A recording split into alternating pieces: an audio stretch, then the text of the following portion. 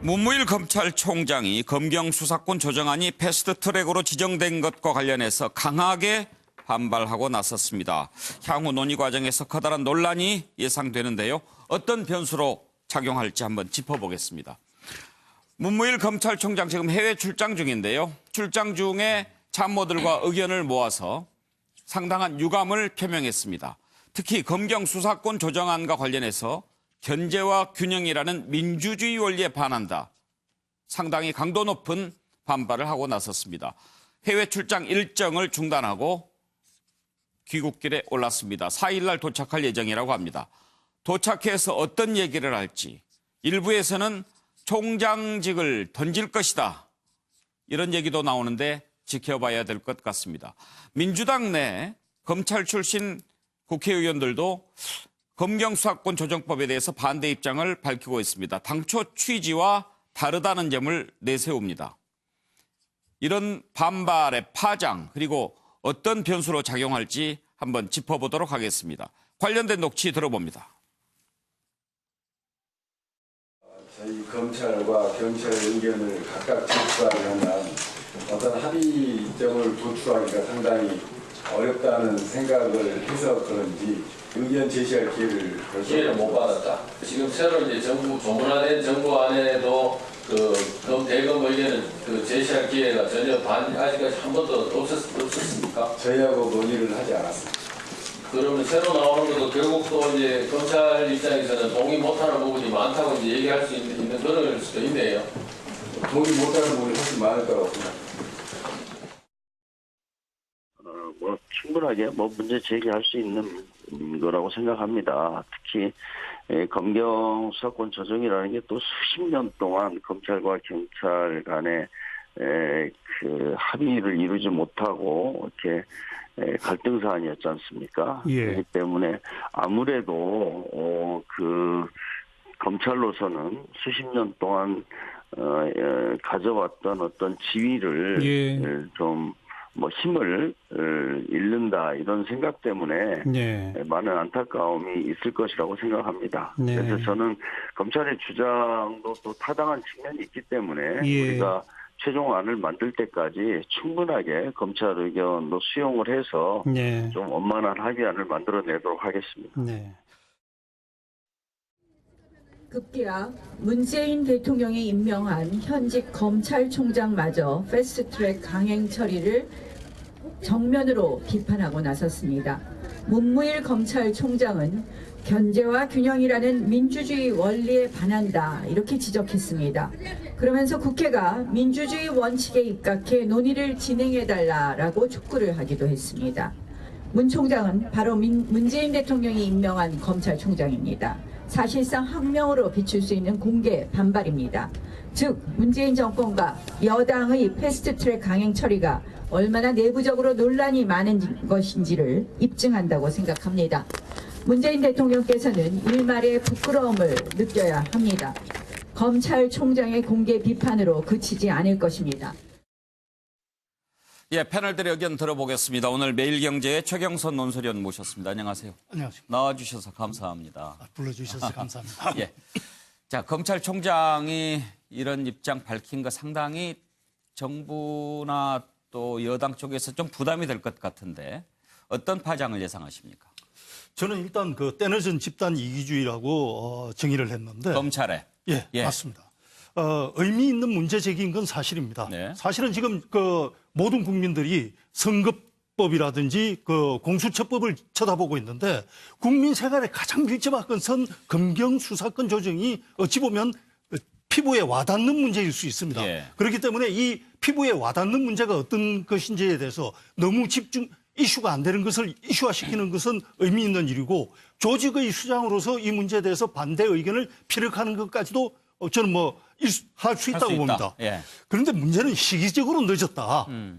저는 검찰총장이 이 문제에 대해서 의견을 공개적으로 밝힐 수 있는 기회가 굉장히 많았다. 예. 그리고 그 이전에 문 대통령께서 검찰에 일방적으로 수사 지시를 한 일이 꽤 있습니다. 장자연 사건이라든지 이런 일이 있을 때 검찰총장으로서 이 적폐 수사가 장기화되는 데 대해서 나름대로 그 의견을 피력할 수도 있었는데 그런 문제에 있어서는 계속 침묵하다가 이 검경수사권 조정이라는 집단 이기주의와 관련된 문제가 패스트트랙에 오르니까 이제 공개적으로 의사표현을 했는데 시기적으로도 그렇고 집단 이기주의와 관련된 이 문제에서 의사표명을 했다는 것. 이런 부분에 있어서 저는 파장을 여쭤보시니까 파장이 클 거냐? 그리 크지 않다고 봅니다. 임기가 2개월 남은 두세 달 남은 검찰총장인데다가 7월 24일까지가 그렇죠. 그리고 우리 사회의 가장 큰 지금 문제가 집단 이기주의에 따른 기득권 표출인데 기득권 표출 좋습니다. 좋은데 다른 지금 기득권 표출 의사라든지 약사라든지 택시 이런 문제로 가면은 정말 그 집단의 힘에 의한 물리력이 현실적인 압박으로 작동을 하는데 검찰이 과연 어떤 현실적인 물리력을 동원해가지고 자기네들의 집단 이기주의를 실현할 것이냐 이 부분에서 본다면은 딱 부러지게 특별한 수단이 없다 저는 그렇게 봅니다. 정일환 교수 그런데 이제 집단 이기주의라는 지적하셨는데 민주주의 원리에 반한다 이런 표현은 상당히 센 거 아닙니까? 대단히 센 얘기죠. 저는 검찰총장이 저런 얘기를 할 수 있나? 이런 생각이 들었어요. 아니 국회에서 정당한 입법 절차에 의해서 어떻게 보면 이 법안 패스트트랙이라는 것을 태운 거지 않습니까? 여기에 대해서 이른바 헌법기관인 국회도 아니고 국회의원들도 아니고 어떻게 보면 정부에서 임명한 관료예요. 검찰총장이라는 게. 물론 독립된다고 하지만 근데 정부 관료가 이를테면 반기를 드는 것처럼 항명하는 것처럼 비출 수밖에 없는 거였단 말이에요. 그 말은 그 자체가 벌써 견제와 균형의 원리를 스스로 지금 무너뜨리고 있는 거 아니냐 이런 생각이 들 수밖에 없고요. 이게 자칫 이제 검찰총장이 이런 말을 함으로 인해서 저는 물론 심정적인 이해는 이런 겁니다. 지금 검찰 조직이 대단히 좀 부글부글 하는 상황입니다. 자, 기존의 검찰 권한이 한 100이었으면 그중에 한 30-40%를 좀 떼주는 거란 말이에요. 그게 바로 이게 좀 쉽게 얘기한 검경수사. 그러나 이 사람들은요. 검찰의 힘 빼기에 동의 못하겠다는 거거든요. 요만큼도 양보는 안 되겠다. 그 말을 어떻게 포장했냐. 경찰 권력의 비대화다 이렇게 했단 말이에요. 자, 이렇게 해서 지금 이 문제를 제기하는데 자, 검찰총장이라는 사람이 아무리 검찰의 기득권을 수호하는 데 앞장선다고 하지만 대통령의 핵심 1호 공약이 공수처 설치와 검경 수사권 조정이었습니다. 자기 조직 이기주의에 앞장서다 보니까 대통령의 핵심 1호 공약을 어떻게 보면 망각했다? 저는 지금 사표를 내냐 항명이냐 이런 얘기들이 나옵니다만 검찰총장으로 대단히 부적절한 발언이었고 또 지금 이 문제로 인해 가지고 여야가 지금 치열하게 맞붙고 있는 상황입니다. 정쟁의 한복판에 검찰총장이 들어온 셈이에요. 그런 의미에서 어찌 보면 소신 발언은 마땅히 할 수 있으나 당연히 해서는 안 될 얘기를 했기 때문에 거취에 책임을 지는 것이 저는 맞다 이런 생각이고요. 좀 더 나아가서 여당 의원들이 검경 수사권 조정에 반발한다 이런 얘기하는데 이를테면 조홍천 의원, 금태섭 의원 각각 내용은 다르더라고요. 조홍천 의원은 검경 수사권 조정에 반대 입장입니다. 자, 금태섭 의원은 공수처 설치에 반대 입장입니다. 저는 헌법기관 국회의원들이 다양한 의견을 피력할 수 있다고 생각합니다. 그러나 당론이 정해지고 또 본인이 거기에 동의하면 저는 거기에 대해서 문제 제기를 한 건 적절치 않다. 그런데 지금 보여지고 있는 SNS를 통한 이 두 의원에 대한 집단적 린치 저는 이것도 대단히 부적절한 모습이라는 것을 좀 지적하고 싶습니다. 최수영 교수 지난번에 검찰총장이 임명장 받으러 갈 때였던가요? 대통령 만나서 공수처 관련해서 얘기를 하는데 무슨 상당히 속담은 아니고 무슨 고사성어 비슷한 걸 인용했죠. 얘기했던 걸 기억합니다. 하늘이 뭐라고 그랬는데 그때부터 일단 마음속에는 별로 선뜻 동의하지 않는 걸 느낄 수는 있었어요. 일종의 메시지를 보낸 거죠. 나는 그렇게 적극적으로 동의하지 않는다. 그런데 저는 여기 춘풍추상이라는 사자성어를 썼습니다. 그러니까 이 말이 이제 남에게는 봄바람처럼 대하더라도 나에게는 서리빨 같았는가라는 건데 과연 검찰이 이 말에 대해서 스스로 기소권과 기소독점권을 갖고 있는 검찰이 정말 나에게는 스스로 서리빨 같았는가를 한번 자문해 볼 시점입니다. 검춘자 왜 날일자를 안 쓰고 흰백자를 쓰셨어요? 흘려 좀 썼습니다. 아, 그러시구나. 재성이라 금방 알아봅니다. 그래서 저는 이제 드리고 싶은 말씀은 자, 사실 이게 검찰총장이 이렇게 얘기할 때는 대검 참모들과 상의했다고 봐야 되겠죠. 그렇다면 저는 이게 어떻게 보면 제가 최 의원님 말씀하셨듯이 집단 반발로 보여지고요. 중요한 거는 저 과연 이제 이렇게 자문했을 때 지금 검경 수사권 조정이라는 문제가 국민 생활과 밀접한 관계가 있지 않습니까? 그런데 지금 자 그럼 국민들 입장에서는 수사권이 조정된다는데 최근에 버닝썬 사건을 보면은 또 경찰에 이게 수사권이 간다는들 이게 그게 신뢰가 되겠습니까? 예. 지금으로서는 이렇게 신망을 그렇게 두텁게 보낼 수가 없는 상황이죠. 자 그러면 저는 이 과정에서 오히려 이렇게 기관 이기주의가 난무할 것이 아니라 차라리 패스트트랙에 올려진 이상 국회뿐만 아니라 국민의 각 단체들도 참여하는 이른바 대토론회를 열면서 의사적 간격을 좁혀나가야 합니다. 그래서 이 간격을 좁혀나가면서 과연 정말 국민 실생활에 어떤 것이 가장 필요하고 또 이로운지 이런 것들을 정말 국회 차원에서 수렴해서 최종적으로 법안에 올려서 그것이 법사위를 거쳐서 그것이 본회의에 가야 합니다. 그래서 이번 것을 계기로 저는 검찰총장이 사실 어떤 대통령이 지휘를 받는 기관장으로서는 부적절하다 여러 가지 논란이 많을 수 있지만 이번 건을 계기로 이 사건을 좀 더 수면에 올려놓고 한번 국민들의 실생활이라는 측면에서 한번 좀 자세히 들여다봤으면 좋겠다 하는 그런 생각입니다. 스스로에게 서리빨 같았는가 마치 말할 자격이 있느냐 이렇게 묻는 것처럼 들리기도 합니다. 예, 김성환 평론가. 네, 저는 손실회피라고 적었는데요. 예, 우리 손실회피 심리라고 하는 게 있습니다. 증권 용어죠? 네, 경제에서 주로 사용하는 용어인데요. 제가 많이 버는 것보다 오히려 조금 잃었을 때 훨씬 더 슬퍼지는 현상을 얘기합니다. 지금 검찰이 바로 그런 모습이 아닐까 그렇게 생각하거든요. 그동안에 누려왔던 것을 생각하지 않고 자신들의 권한을 조금 떼주는 것에 대해서 훨씬 더 많은 지금 아픔을 느끼고 있는 거 아니냐. 그러니까 검찰 권력이 비대화돼 있다고 하는 것은 대한민국 사람이면 다 알 겁니다. 그리고 검찰 개혁이 그동안에 이루어지지 못했다고 하는 그것도 모든 사람들이 다 인정할 겁니다. 그러면 어떻게 할 것이냐. 그런 방법론에 관한 것들이 그동안에 논의가 되었던 것이거든요. 근데 검찰총장으로서 그동안에 법무부 차원에서 논의됐을 때 충분히 의견 제기를 할 기회가 있었고요. 그리고 국회 차원의 논의가 됐을 때 검찰은 한 번도 의견 제시 안 했느냐. 저는 그렇게 생각하지 않거든요. 그러니까 의견 제시를 저는 했다고 생각하고요. 그걸 국회의원들이 그동안에 논의를 해왔던 겁니다. 그동안에 검찰이 기소독점권 가지고 가고 수사지휘권 다 가지고 있었습니다. 근데 이번에 조정안에 들어간 내용 보면은 기소독점권은 사실상 그대로 갖고 있는 거예요. 수사권에 대해서 1차 수사권을 수사 착수할 수 있는 시점에서는 경찰한테 넘겨주고 수사 종결권은 그대로 검찰이 가지고 있습니다. 그리고 일부 지금 고위공직자나 이런 사람들에 대해서는 고위공직자 범죄수사처에서 수사하도록 했지만 결국 그것도 역시 기소권 다 공수처가 가지고 간 것도 아닙니다. 그러면 결국은 마지막에는 검찰로 다 사건이 들어올 수밖에 없어요. 그럼 검찰의 권한은 조금 떼주는 것이지 그 권한이 다 사라지는 것도 아닙니다. 그걸 가지고 지금 민주주의의 견제와 균형의 원리에 위반된다라고 얘기할 수 있는 것이냐. 저는 그렇게 생각하지 않고요. 오히려 견제와 균형이라고 하는 정신으로 볼 때 그동안에 견제받지 않았던 검찰 권력을 견제와 균형을 이루기 위해서 이번에 검경 수사권 조정안이나 공수처를 설치하는 것이다. 그러니까 거꾸로 해석하고 설명하지 말라. 자신들의 그동안에 가지고 있던 권력을 내려놓는다고 해가지고 그게 민주주의 원리에 반한다고 주장해서는 안 된다고 생각합니다. 예, 현재까지 네 분 패널 말씀 들어봤는데 대체로 문무일 총장의 이번 반발에 대해서 좀 싸늘한 시선을 보내는 것 같습니다. 서종국 변호사는 어떻게 생각하시는지 매우 궁금합니다. 저는 이게 당연한 반발로 봅니다. 그리고 이제 이 문제는요, 기관 간의 밥그릇 싸움이나 검찰 죽이기 차원에서 접근하면 안 돼요. 이 문제의 가장 중요한 거는 국민의 인권 보호입니다. 그럼 제가 물어볼게요. 예를 들어 검찰이 경찰 수사를 지휘 안 하고 경찰이 1차적으로 수사하고 종결하면 국민의 인권이 더 나아집니까? 저한테 물어보시는 거예요?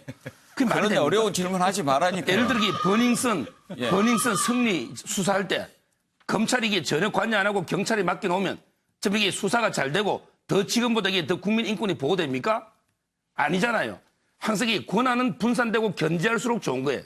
오히려 이게 검찰, 경찰이 상호 견제하고 이게 필요하지. 경찰한테 이게 검찰의 지휘권을 없애고 1차적인 수사권과 1차적인 종결권을 주는 거는 오히려 이게 경찰에 저는 이게 권력 비대화만 초래할 뿐이고 그다음에 이게 합의에도 반합니다. 제가 합의문을 들고 왔어요. 2018년 6월 21일 박상기 장관과 김부겸 장관이 합의를 했어요. 그때 검경수사권 조정 합의했죠. 근데 그 5조를 보면요. 이 합의는 지방자치, 자치제 경찰과 동시에 추진한다. 근데 이번 패스트 트랙에 자치경찰이 빠졌죠. 그럼 합의문 위반이에요. 또 이게 6조에 보면 행정경찰과 사법경찰을 분리한다. 6조가 아니고 6항이겠죠. 6항. 예. 왜냐하면 이게 그 법조문이 아니니까. 경찰권이 너무 비대하니까 예. 사법경찰이 행정경찰은 관여하지 말라는 거예요.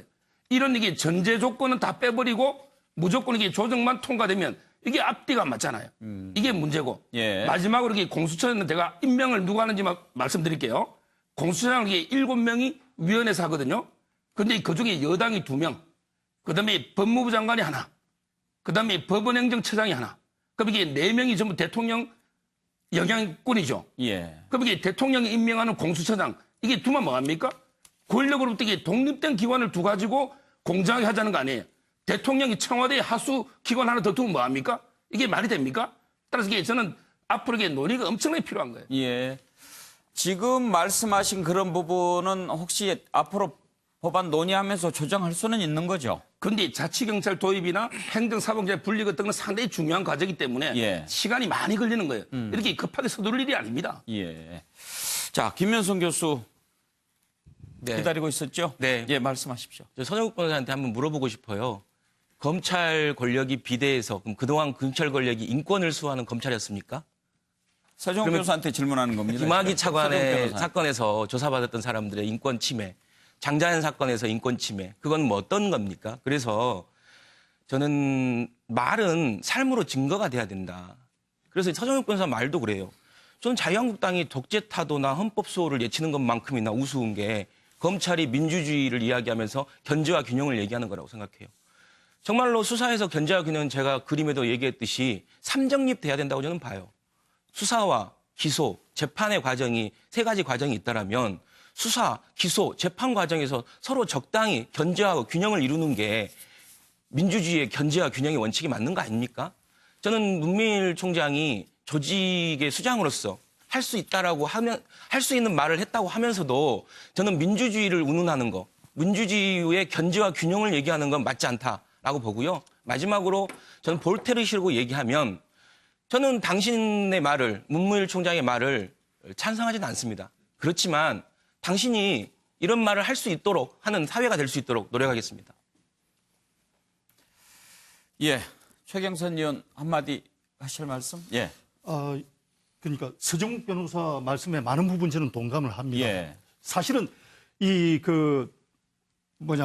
경찰의 권력이 비대해졌을 때 지금 우리 보고 있듯이 소방관들은 지방으로 분산돼 있는 걸 하나로 중앙으로 합치자는 얘기가 나오고 있지 않습니까? 예. 근데 경찰은 너무 지금 비대화되다 보니까 지방자치경찰로 이제 분산을 해야 될 정도로 경찰이 비대화된다는 문제는 있습니다. 예. 근데 이제 그래서 경찰이 비대화됐을 때 인권 보호가 될 것이냐 이 문제가 있었는데 제가 앞서서 아까 떼늦은 집단 이기주의라고 그랬는데 떼늦다고 하는 말이 바로 이런 부분입니다. 예. 중간에 문무일 총장이 인권을 위해서 나섰어야 될 대목들이 많이 있었습니다. 예. 그런데 그 과정에서 동료 검사가 자살을 하고 군인이 수사받다가 억울하다면서 자살을 하고 그럴 때 문무일 총장은 침묵했었습니다. 그러니까 정말 어떤 한 개인이 한 가정이 인권의 벼랑으로 몰릴 때 가만히 있었던 사람이 지금 그래서 집단 이기주의라고 그러는 예. 겁니다. 검찰에 뭔가 손해보는 게 왔을 때 입장 표현을 한다. 예. 그 부분은 옳지 않다는 겁니다. 알겠습니다. 김수관 평론가도 한마디 들으셨는데요. 요즘 이렇게 얘기하다 보면요. 자꾸 팩트를 이렇게 막 뭉그러뜨려가지고 전혀 다른 방향으로 자꾸 끌고 가는데요. 그러니까 지금 여야 사당이 합의한 공수처 법안 보면은요. 지난번에 바른미래당에서 요구를 해서 들어갔던 안인데 공수처장을 5분의 3이 동의하지 않으면 임명할 수 없도록 지금 돼 있어요. 네. 추천도 못합니다. 예. 그럼 야당이 반대하면 공수처장을 추천도 못하도록 만들어놨다는 말씀드리고요. 그리고 권은희 의원 안이 지금 동시에 패스트트랙에 올라갔지 않습니까?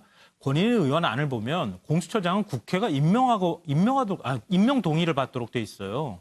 그러니까 지금 얘기하는 것처럼 공수처장을 마음대로 임명할 수는 없고요. 그리고 공수처장이 인사권을 갖도록 하는 내용도 거기 안에 포함되어 있습니다. 그러니까 이 정도 사실은 독립성을 유지하는데 공수처가 검찰을 견제하는 일정 부분의 역할을 하는 것이 마치 또 다른 검찰을 만들어서 대통령이 주물럭거릴 수 있다고 생각하는 또 그것을 팩트를 그런 얘기까지 해주지 않고 마치 공수처가 엄청난 권한을 가진 것처럼 설명해서는 안 된다고 생각하고요. 저도 모든 사람이 마찬가지지만 경찰의 권력 비대화를 우려하는 목소리가 굉장히 많습니다. 그 조정해 나가면 되는 거죠. 그러니까 구독이 무서워 장 못 담그는 거 아니잖아요. 그러니까 그런 부분에 있어서 우려되는 지점들은 앞으로 계속 행정적으로 어떻게 견제를 해나갈 수 있을지를 조정하면 되는 것이지 애초부터 이건 잘못된 것이니까 처음부터 다시 갑시다. 이렇게 설명하는 게 과연 설득력이 있는 것인지 저는 의문입니다. 예.